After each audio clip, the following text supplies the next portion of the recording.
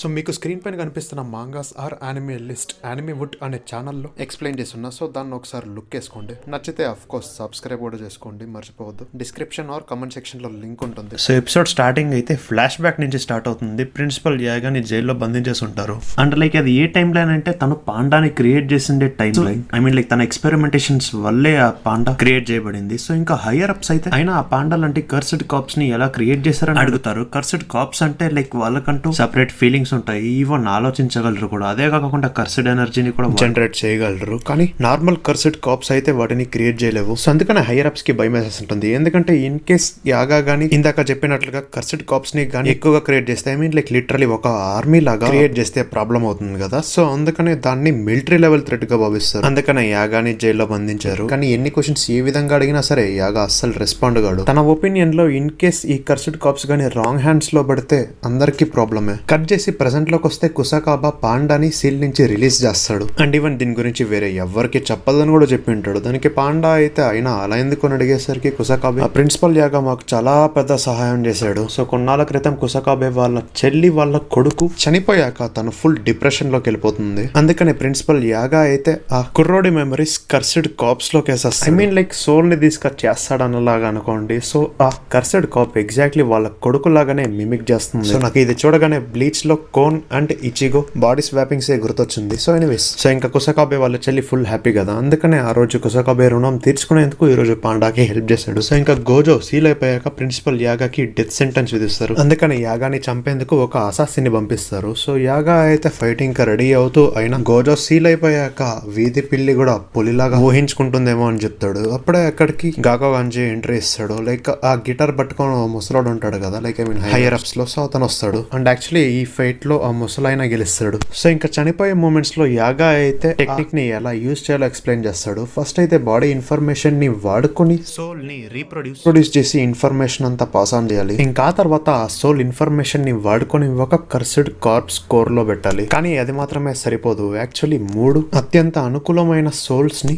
ఒకటే cursed corps లో పెట్టాలి. అండ్ ఆ తర్వాత ఆ సోల్స్ ఒకటిని ఇంకోటి చూసుకునేలాగా చేయాలి. అండ్ అలా చేసినప్పుడే సోల్స్ స్టెబిలైజ్ అవుతాయి. వాటికంటూ ఓ సెల్ఫ్ అవేర్నెస్ వస్తుంది. అండ్ వీటికంటూ దాదాపు 3 months టైం పడుతుంది. ఇంకా తర్వాత వాటంతటి కవ్వే కర్స్డ్ ఎనర్జీని సప్లై చేసుకోగలవు. సో ఈ ఇన్ఫర్మేషన్ ని ముందే ఎందుకు చెప్పలేదు అని గాగా గురించి అడుగుతాడు. దానికి యాగా ఇది ఒక కర్స్ అండ్ ఈ కర్స్ ని నేను నీకు ఇప్పుడు ఇస్తున్నా అని చెప్పి చనిపోతాడు. సో ఇంకా అప్పుడే అక్కడికి ఈవెన్ పాండా కూడా వచ్చేస్తాడు. అండ్ గాకోగాంజా అయితే ఫైట్ కి సిద్ధం అవుతాడు. కానీ పాండా అయితే తనని నెగ్లెక్ట్ చేసి డైరెక్ట్ గా యాగా దగ్గరికి వెళ్ళిపోతాడు. దీన్ని చూసి ఆ ముసలాయన అయితే షాక్ అయిపోతాడు. అయినా నేనే కదా ప్రిన్సిపల్ యాగాని చంపింది, మరి నా మీద ద్వేషం లేదా అని అడుగుతాడు. దానికి పాండా అయితే మేము మనుషుల్లాగా అలా ఆలోచించము. అండ్ యాక్చువల్లీ ప్రిన్సిపల్ యాగా అయితే మిమ్మల్ని ద్వేషించలేదు. అందువల్ల ఈవెన్ నాకు కూడా మిమ్మల్ని ద్వేషించేందుకు ఒక్క రీజన్ కూడా కనపడట్లేదు. అండ్ ఇది ఒక్క విషయం గుర్తుపెట్టుకోండి, పాండాస్ కి కూడా బాధేస్తుంది, మాకు కూడా ఏడవాలనిపిస్తుంది అని చెప్పి పాండా ఏడుస్తూ అరిచేస్తాడు అక్కడే. సో ఇంకా యూజీ అండ్ ఫుషిగురో అయితే టెంగ్ అని చెప్పినందుకు హకారిని కలవడానికి వెళ్తారు. అంటే ఈ హకారి స్పెషల్ గ్రేడ్ సార్సరర్ కాబట్టి ఇన్ కేస్ యూజీ వాళ్ళు వాళ్ళ సైడ్ గానీ తెప్పించుకుంటే ఈ కర్లింగ్ గేమ్ లో వాళ్ళదే పై చేయి ఉంటుంది. కానీ ఇక్కడ ప్రాబ్లం ఏంటంటే అతన్ని జుజుట్సు నుంచి సస్పెండ్ చేశారు.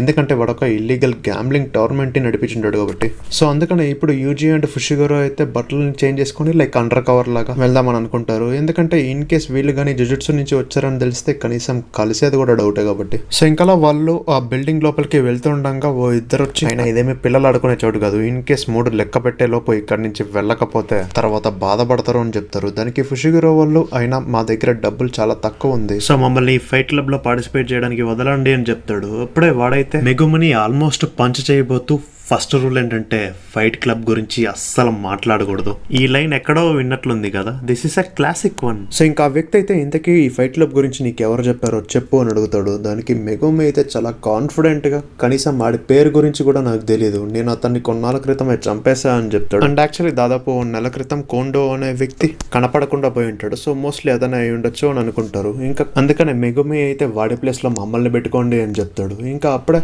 ఒక గాడికి హకారి నుంచి ఫోన్ వస్తుంది. ఉంటుంది. అండ్ వీళ్ళకి ఫైట్ క్లబ్ లోకి ఎంట్రీ ఇస్తారని కూడా చెప్తారు. అండ్ యాక్చువల్లీ ఇక్కడ ఫైట్ చేయాల్సింది మెగుమి కాదు, యూజీ. సో ఆబ్వియస్లీ ఇది కూడా చాలా బెటరే కాబట్టి మెగుమి ఒప్పుకుంటాడు. అండ్ ఇంకా ఫైట్ కి వెళ్లేక ముందు మెగుమి అయితే యూజీకి నువ్వు ఎలాగైనా వాళ్ళ నమ్మకం పొందాలి, ఎప్పుడే మనం హకారిని కలవగలం, సో అందుకనే నువ్వు ఈ ఫైట్ గెలిచి తీరాలి, నేను బయట పార్కింగ్ ఏరియాలో వెయిట్ చేస్తాను అని చెప్పి వెళ్ళిపోతాడు. సో ఇంకా యూజీకి అయితే ఆ ఫైట్ క్లబ్ రూల్స్ ఏంటో ఎక్స్ప్లెయిన్ చేస్తారు. ఫస్ట్ రూల్ ఏంటంటే ఎటువంటి పరిస్థితుల్లో అయినా ఫైట్ కంటిన్యూ చేయాల్సిందే, పారిపోకూడదు. ఇంకా సెకండ్ రూల్ ఏంటంటే కర్సెట్ టెక్నిక్ ని వాడకూడదు, ఎందుకంటే ఇక్కడికి వచ్చే వ్యూవర్స్ చాలా మంది నార్మల్ పీపులే కాబట్టి, సో వాళ్ళు ఆ కర్సెడ్ ఎనర్జీస్ అంతా చూడలేరు కాబట్టి వాళ్ళు ఎంజాయ్ చేయలేరు అని చెప్పి ఫైట్ క్లబ్ లోపలికి పిలుచుకోపోతాడు. సో ఇంకా లోపలికి వెళ్ళి చూస్తే అక్కడ చాలా మందే ఉంటారు. మోస్ట్లీ ఈవెన్ బెట్టింగ్ చేసే వాళ్ళు కూడా వచ్చింటారు అనుకుంటా అగైన్. సో యూజీ అయితే తన ఆపోనెంట్ తో ఫైట్ చేయడానికి ఫుల్ ఎక్సైటెడ్ గానే ఉంటాడు. ఎవరబ్బా అని ఎదురు చూస్తున్నప్పుడే అక్కడికి పాండా వస్తాడు. అండ్ పాండాతో ఫైట్ చేయడానికి కూడా యూజీ సిద్ధమే. అండ్ వీళ్ళ ఫైట్ ని కొంచెం ఎగ్జాజరేట్ చేసి చెప్పడానికి అక్కడ కమెంటేటర్స్ కూడా ఉంటారు.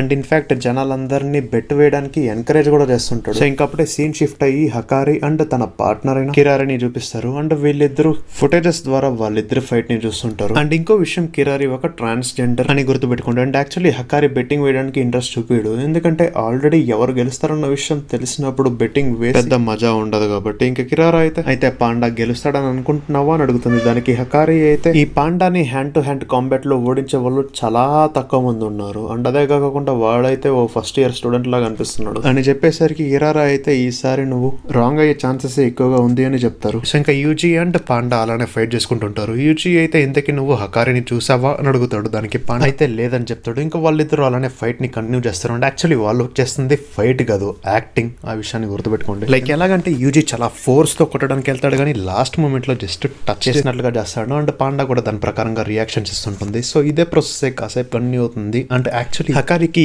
పవర్స్ కంటే మైండ్ గేమ్ ఇష్టం, అంటే ఐనోకోజీ లాగా. సో ఆ విషయాన్ని పక్కన పెడితే ఈ రూల్స్ ఇవన్నీ ఎవరు బాగా అర్థం చేసుకుని ఇక్కడ సెట్ అవుతారనేది కూడా చాలా important part. And in fact UG గానీ సీరియస్ గా ఫైట్ చేస్తే ఫైట్ అయితే యాక్చువల్లీ తొందరగానే అయిపోతుంది, అందులో ఎటువంటి సందేహం లేదు. కానీ యాక్చువల్లీ వీళ్ళిద్దరు కలిసి బాగా ప్లాన్ చేసి ఈ ఫైట్ ని బాగా డ్రామాటిక్ అండ్ కంట్రోల్ చేస్తుంటారు. వాళ్ళ గోల్ ఇక్కడ గెలవడం కాదు, ఐ మీన్ లైక్ జస్ట్ గెలవడం కాదు, హకారి నమ్మకాన్ని కూడా పొందాలి. అండ్ ఇంకా ఆ ప్రాసెస్ లోనే కాసేపు ఫైట్ చేస్తారు. అండ్ ఫైనల్లీ యూజీ గెలిచేస్తాడు. ఆడియన్స్ అందరూ షాక్ అయిపోతారు. ఇంకా హకారి అయితే నవ్వుతూ తన మనిషికి ఫోన్ చేసి యూజీని ఇక్కడికి తీసుకొని రా, ఎందుకంటే తనకి ఆడియన్స్ ని ఎలా ఎంటర్టైన్ చేయాలో బాగా తెలుసు, అండ్ వాడితో మంచి ఫైట్ స్క్రిప్ట్ రాయాలి అని చెప్తుంటాడు. అండ్ ఈ విషయాలన్నీ మెగుమి ఆ గాడ్ షాడోలో దాంకొని వింటుంటాడు కూడా. సో ఇంకా కికారాని హకారి మెగుమి పైన ఓ కన్నేసి ఉంచమని పంపిస్తాడు. ఇంకా తర్వాత నైట్ టైంలో పాండా ఒంటరిగా కూర్చొని ఉంటాడు. సో అక్కడికి మెగుమి వచ్చి తన ప్లాన్ ని ఎక్స్ప్లెయిన్ చేస్తాడు ఆ మానిటరింగ్ రూమ్ లోకి వెళ్ళడానికి. సో ఇంకా పాండా అయితే ఆ మానిటరింగ్ రూమ్ లోకి వెళ్ళడానికి చాలా సార్లు ట్రై చేశాడు, మల్టిపుల్ టైమ్స్ ఫెయిల్ అయ్యాడు. అండ్ దాని దగ్గరికి వెళ్తుంటే దూరంగా తోసేసినట్లుగా అనిపిస్తుంటుంది. అండ్ ఇది కిరారా టెక్నిక్ అయి ఉండొచ్చు.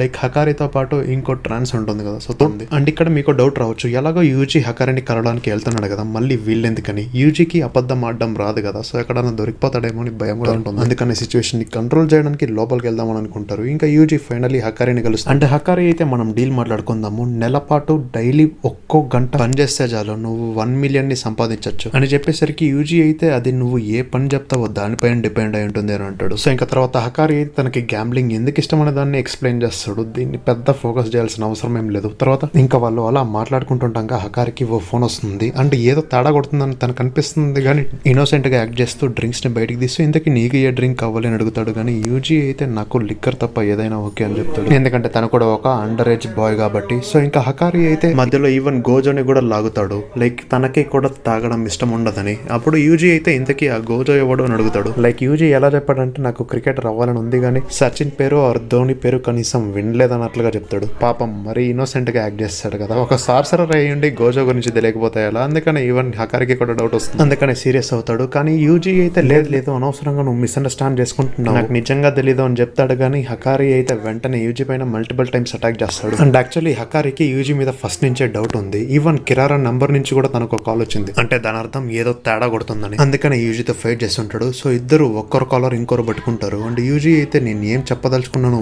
విను అని అంటాడు, కానీ హకారి వినే పరిస్థితిలో ఉండడు. సో వీళ్ళిద్దరి మధ్య ఫైట్ ఎలా ఉంటుందనేది నెక్స్ట్ ఎపిసోడ్ లో తెలుస్తుంది. అప్పటిదాకా తెలిసిందే కదా. Tata, bye, see ya, love you 5000 times.